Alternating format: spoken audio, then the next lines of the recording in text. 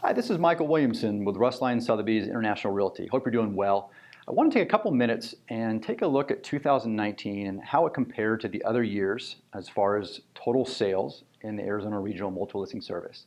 If you look at the attached graph, you can see there are only 2 years where there were more total sales than we had in 2019.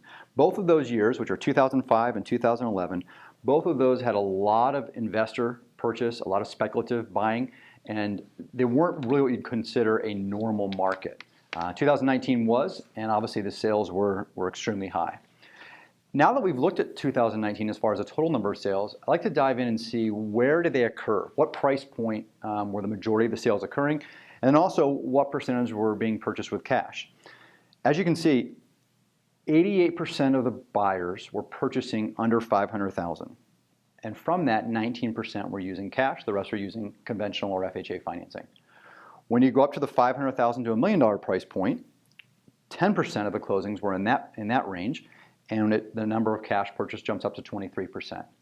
Finally, over $1 million represented 2% of the total closings. Just 2% of the buyers were searching for homes over $1 million in closing.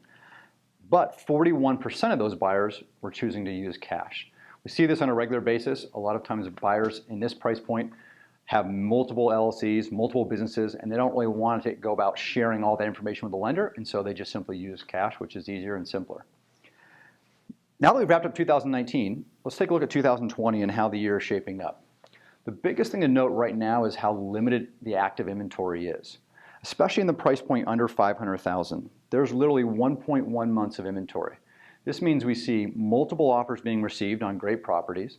Homes that are priced correctly are selling extremely quickly, oftentimes within a week, and as I mentioned, with multiple offers. When you jump up to $500,000 to $1 million, it becomes a little bit more balanced. There's 3.1 months of inventory, so buyers do have a few more options there, but it still technically is a seller's market. Finally, the price point over $1 million, we have 9.6 months of inventory. So although this is certainly more, and it does offer more opportunities for buyers because there's more inventory available to them, that is historically low. That's a small amount for that price point. It just overall, like I said, we're driven right now by a market with very low interest rates, lots of buyer interest, and limited inventory. If you have questions about your home or your neighborhood specifically, feel free to give me a call. My information is directly below this video, and I look forward to speaking to you soon. Thanks so much. Bye-bye.